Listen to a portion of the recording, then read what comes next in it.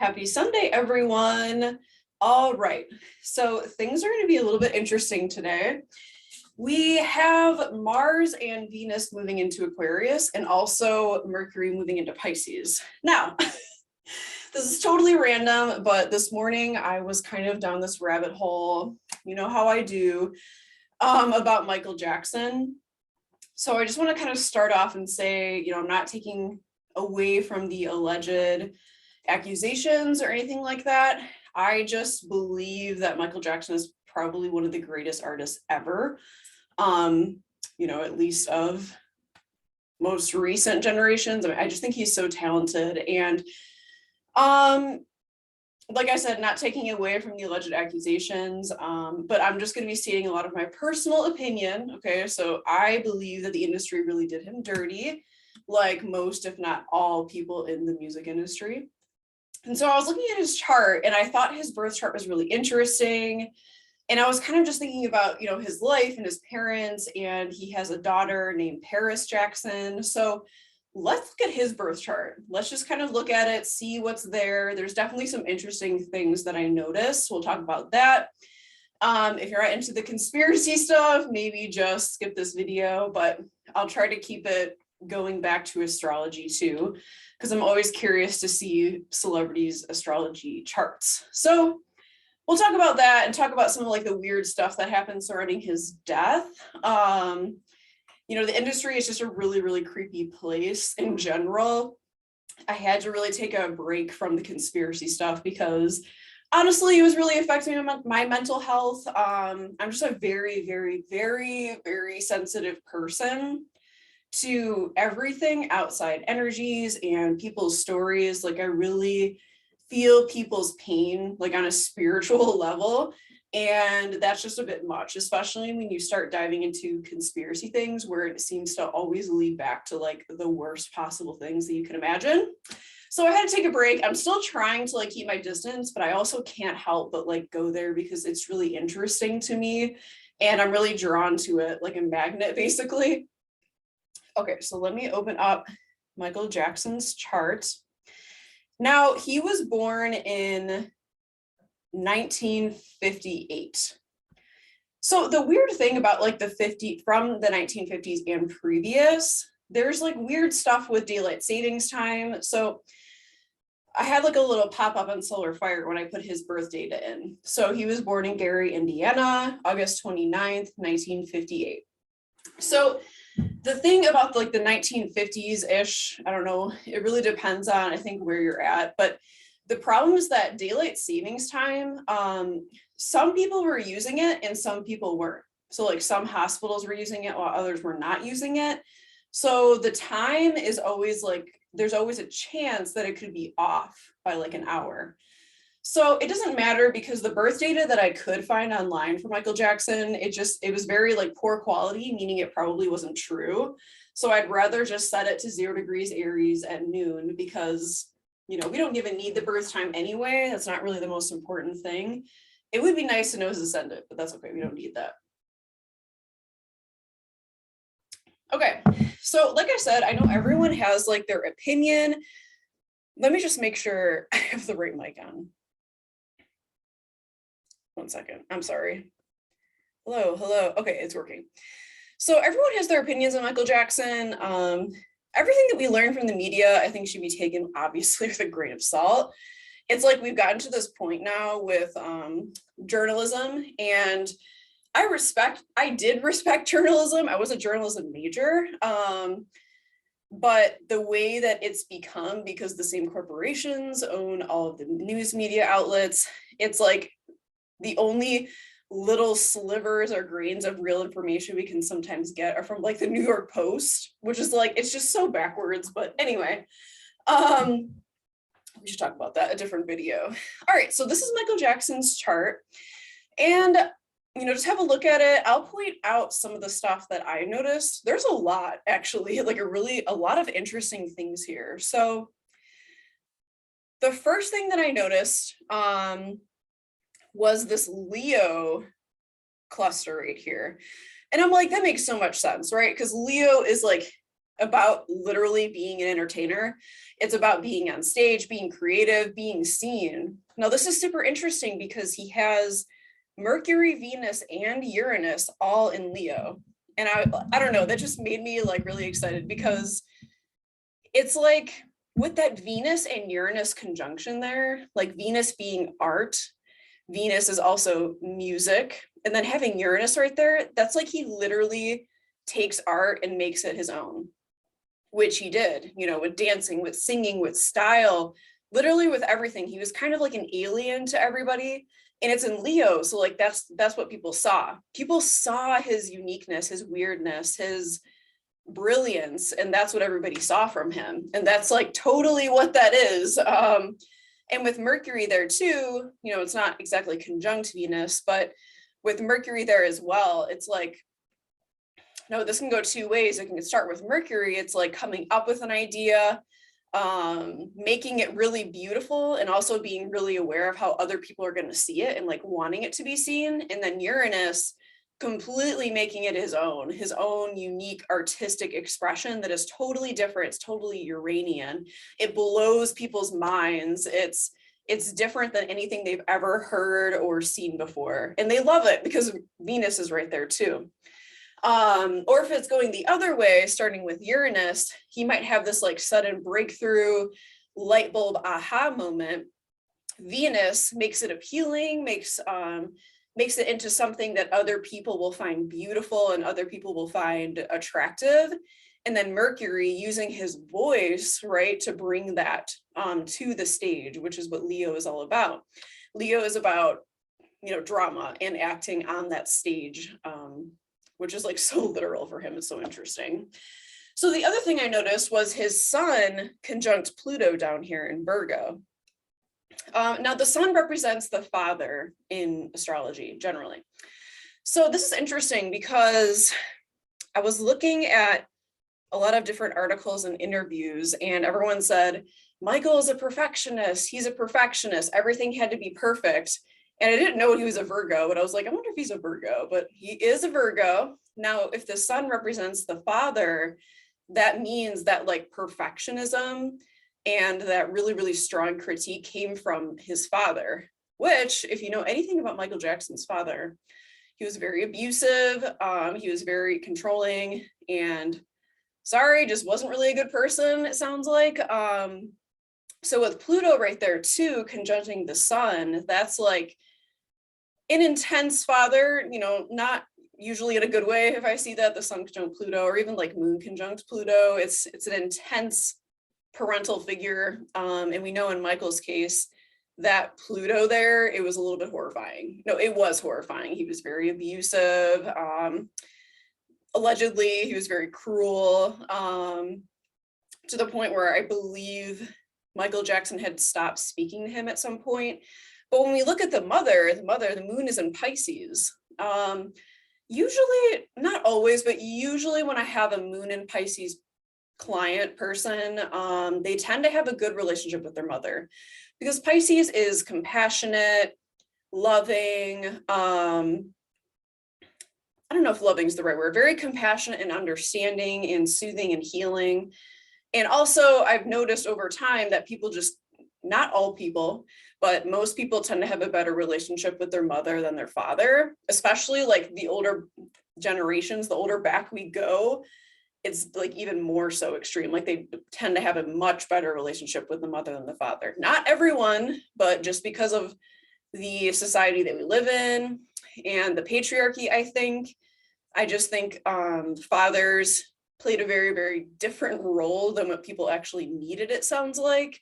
You know, they weren't really there for them like emotionally or anything, and they were out working while like the mother took care of the kids. So the farther back we go, it definitely, in my experience, seems like people got along usually, not always, better with their mothers than their fathers. So it is interesting. As you can see, Michael was born a little bit after a full moon, because the moon is at 11 degrees of Pisces. Pisces is the opposite of Virgo. So a little bit after the fact here, a couple days. So what else did I want to say about that? It is always interesting, like full moon, or did I say full moon or new moon? I meant full moon. Full moon babies in particular, they do have something with the parents being opposite roles in a way. Like, I know they're supposed to be opposite, but they're not really supposed to be opposite. They're supposed to complement each other, the sun and the moon. So there is something interesting about full moon babies. They have like a lot on their shoulders, I feel like.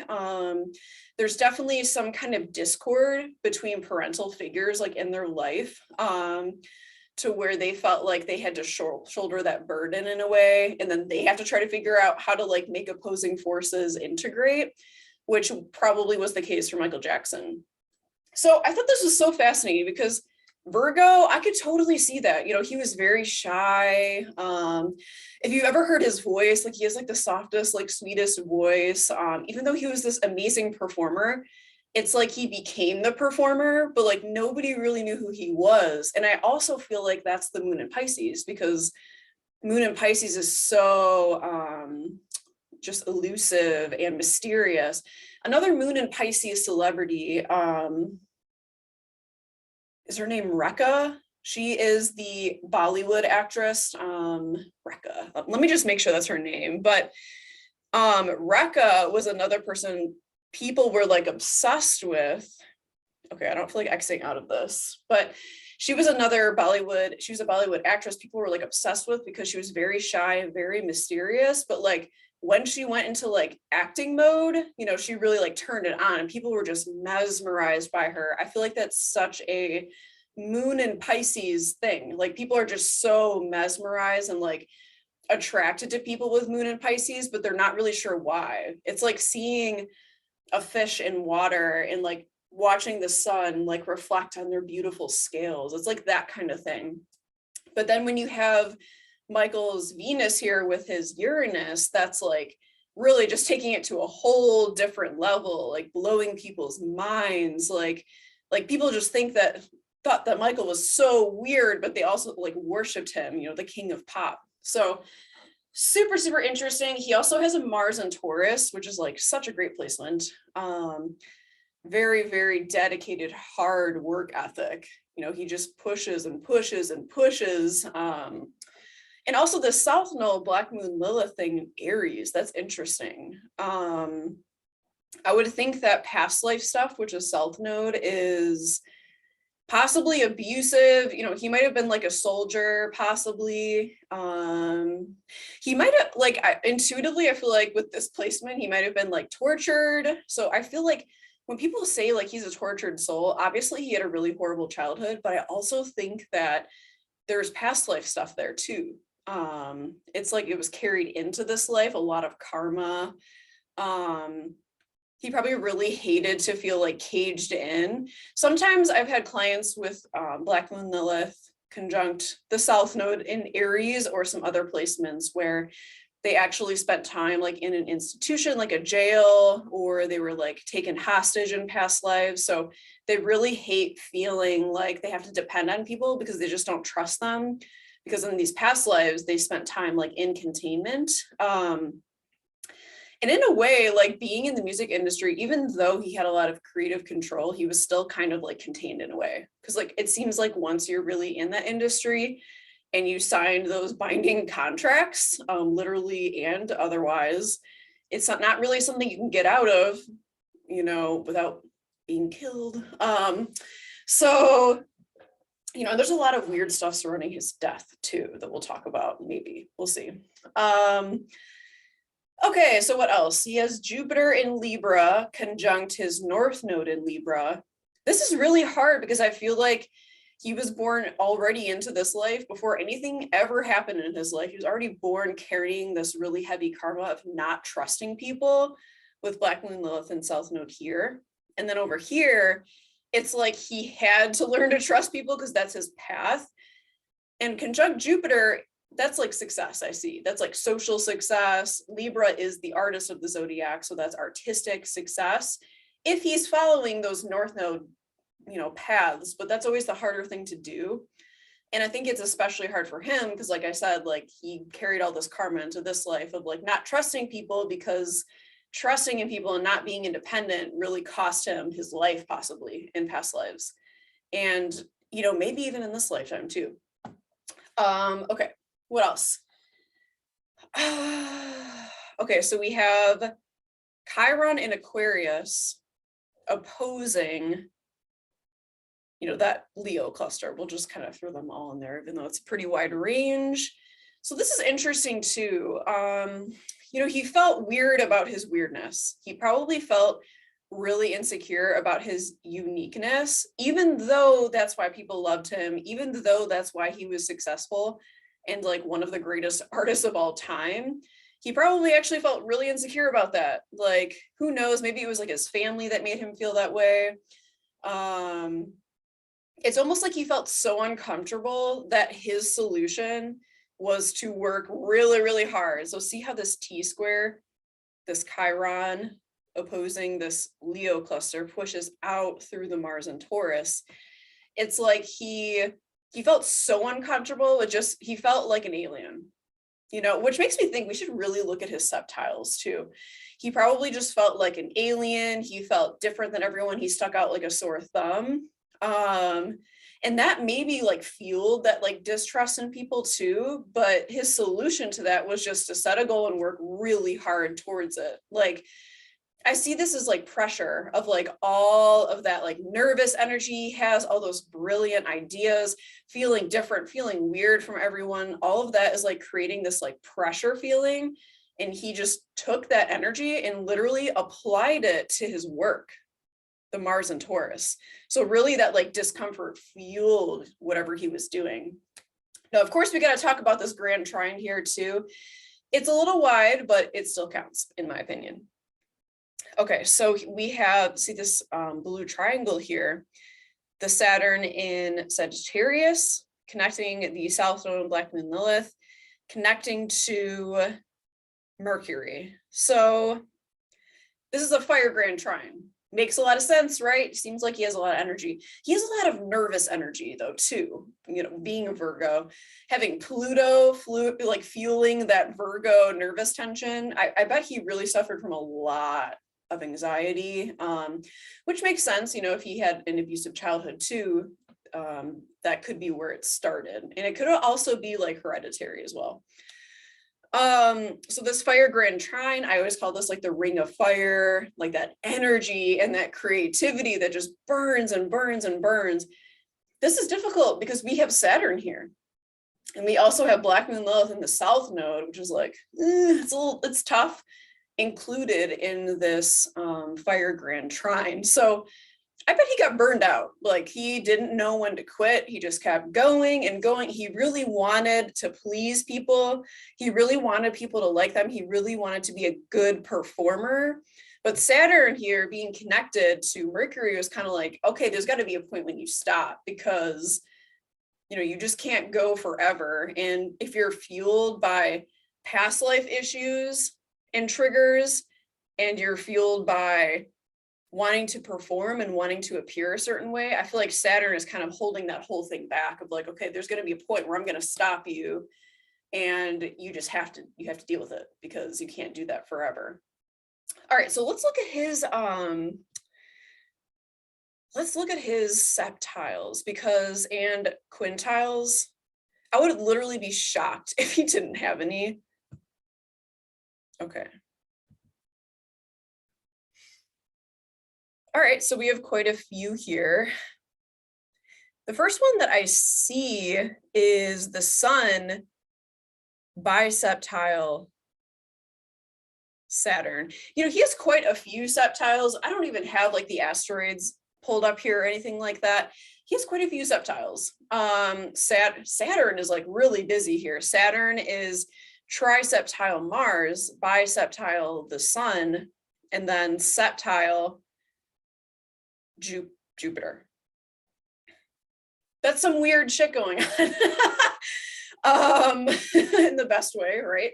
So septiles are otherworldly, they're extraterrestrial, they're alien-like. So it's like he really was an alien. Like people say, like, I was listening to Bruno Mars talk about him, which they look a lot alike also, but he was like, Michael just wasn't human. And it's true. Like he literally like wasn't human. Like what was he? I don't know. I think he's got some kind of like magical soul or like lineage or something. He's a very bright light. That's what I always felt about him, and that's why it was always difficult for me to see what people said about him that weren't proven. And I understand why they say those things. It just seems like the people in that industry, like the higher ups or whatever, the people who are like, I don't want to say it, the P word, those people, they are usually not always good at hiding it, but like they hide it well, you know, like they don't make a whole theme park and like, this is what I am, you know, they don't really do that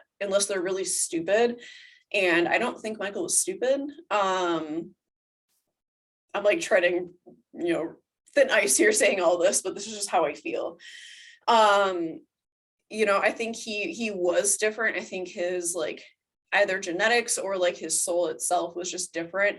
Because like that Uranus too, like he really stirred stuff up, you know, he really stirred up controversy, and he really like took what music was, what all of these things were, and like shook that ground and like made it just made something happen, like made things different, started like a revolution in some way, in his own way, in his unique way. There's also this septile here, this triseptile connecting the moon to Venus. Wow. That's amazing. The moon in Pisces connecting to Venus and Leo. I mean, this is like, he was so different and so talented and so mesmerizing. Maybe I'm just speaking of my own experience. I really, really like Michael Jackson. That no one could really quite put their finger on it, but they were just like drawn to him, like Michael Jackson, like everyone just loved him and they didn't know why. And weird things probably happened in his life. Weird things probably happened, you know, in his own mind. We also have these quintiles here connecting Uranus and Venus to Jupiter and the North Node, which quintiles are the star of Venus. So creativity, charisma, having a magnetic personality. It's similar to the magnetic quality of septiles, but septiles are just very like very out there, very bizarre, while quintiles, these yellow lines here, are very Venus. So they're very like attractive, they're very desirable traits, creativity, you know, artistry, things like that. So, and then like the Leo and Libra connection, I think that's really powerful too, because Libra being the artist and then Leo being the performer, it's kind of like the perfect thing here. Okay, for what he did. All right, so I thought that was all really interesting. I'm going to share. So he has a daughter, Paris Jackson. And I believe that to this day, she like, I don't know, for a long time, let me share the screen here. She talked about how she stood by the fact that her father was killed. Now, you know, this makes sense to me because it's kind of creepy that Michael Jackson had this last tour called This Is It, and then he dies. It was called This Is It. And then he dies. Like, are you serious? That's just too creepy. And like, if you follow Hollywood and follow the music industry, they like to do this kind of stuff, like make the planned death very, very obvious. And then they die in some ridiculous way, like, you know, being hung from like a tie on a doorknob, or like very like ritualistic deaths, or like in a bathtub. It's another one. Like, how can so many people die in a bathtub? I don't know. I mean, I'm sure it happens, but like, it's just, it seems like there's these patterns, you know, in the music industry that like, whenever I see it, I'm like, okay, so that was a planned death. That was definitely not an accident. So this was weird because I didn't know this about her.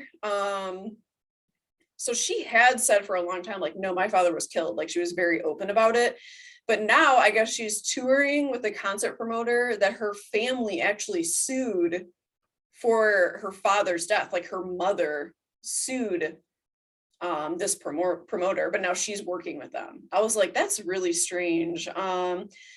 Which I don't know why. So who's bad? Again, New York Post.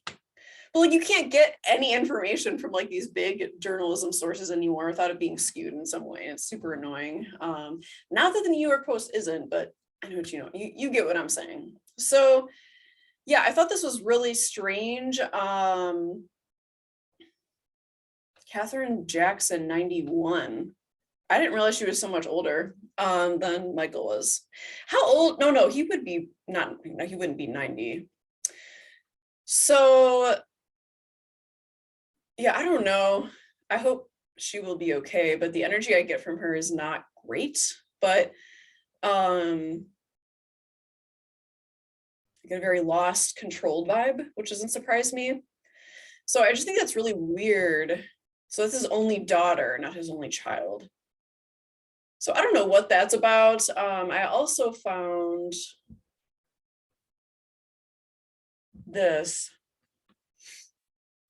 So Michael Jackson did have a close relationship with his mother. Oh, you can see that. Okay. So apparently he was always very close with his mother. She was always very supportive. So that kind of just, I guess, supported like me thinking that he probably had a good relationship with his mother. But I think I also had read that somewhere at some point. Okay, so let's get out of here because, all right, back to the chart.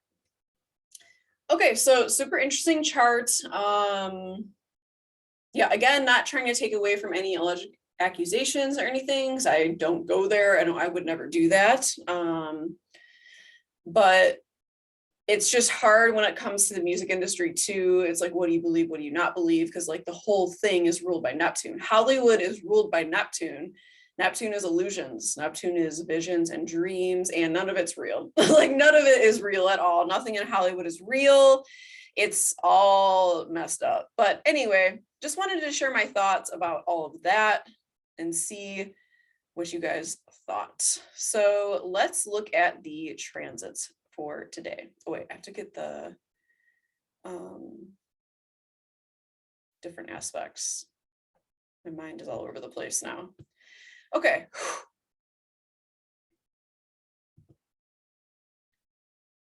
All right. So as you can see here, hopefully you can see it. As you can see, Venus and Mars have moved into Aquarius. So this is always a fun placement, I think, for Venus and or Mars. And actually, they're going to conjunct on, oh, today. All right, so they're exactly conjunct, as you can see. Venus and Mars in Aquarius is always interesting. We're going to be attracted to the weird, attracted to bizarre things, revolutionary things, things that are different, things that shake up the status quo. It's definitely a detached time for relationships. I actually made a whole post about this on my Instagram, Dreamweaver Astrology, so go check that out if you want more details. So it's definitely a time of being more detached in our relationships and just kind of approaching each other in a friendly, but like giving each other space kind of way, which sounds great. Like I have my Venus and Scorpio in the 11th house, which is the Aquarius house. So I actually appreciate this, just being very friendly with everyone and like treating everyone equally and just being very social, but also taking time for ourselves, like having that nice balance. And we also have Mercury moving out of Aquarius and into Pisces on the 9th, so on Wednesday. So Mercury will move out of Aquarius and moving into Pisces, and it will join this nice little thing we have going on here of Jupiter, Neptune, and the sun in Pisces. All this Pisces energy, man. Like every time I lay down, I feel like I'm like floating like upside down or just having like vertigo. It's been weird. I have Neptune right now opposing my moon. So I don't know. I got nothing. I don't know what to say. I won't say who. Some of you have your Neptune sitting on top of your sun right now. It's just a weird energy. Neptune is so strange. You know, Neptune takes forever to go anywhere. So whenever we have like a really strong Neptune transit, it's like you can't, this is what Rick Levine would always say when I talked about this. He's like, you won't really realize what's happened or what's changed until like after the fact. And that's true because Neptune just makes things very visionary, confusing. I definitely have noticed like an increase of psychic visions and dreams and psychic abilities, but I also can't tell what's real and what's not real. So that might be how you experience your like Neptune transits. It's just very confusing, but it definitely feels like you're getting to a new level. Maybe I feel like I'm getting to a new level upside down. I have no idea. All right, so that's all we have going on. I hope you enjoyed this video. It's a little bit different, but I thought maybe I'll just share more of like what I do and what I research anyway in my spare time, and see if you guys think that is interesting or fun. All right, so I hope you guys have a great rest of your Sunday, and I will see you next Sunday. Okay.